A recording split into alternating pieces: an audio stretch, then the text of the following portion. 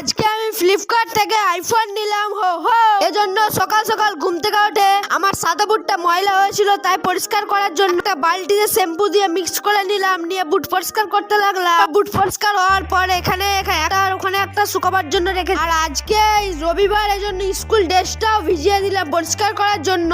তারপর ফ্লিপকার্ট বালার ফোন আসা মাত্র চলে গেলাম অর্ডারটা নিতে, নিয়ে ফাইনালি অর্ডারটা চলে আসলাম। তারপর এবার আনবক্সিং এর টাইম, নিয়ে কাপটা ওপেন করা মাত্র বের হলো আমাদের ফোন, যেটা ছিল রিয়েলমি C55। তারপর পেলাম একটা চার্জার এন্ড কেবিল। আর গাইজ এই ফোনটার লুক পুরো আইফোনের মতো, আর তোমরা আমাকে বেশি বেশি করে সাপোর্ট করো যেমন আমি একদিন এই ফোন নিতে পারি। আর এই ফোনটার ক্যামেরা কোয়ালিটি বেশ ভালো, 2-4টা ছবি দেখাচ্ছি দেখো।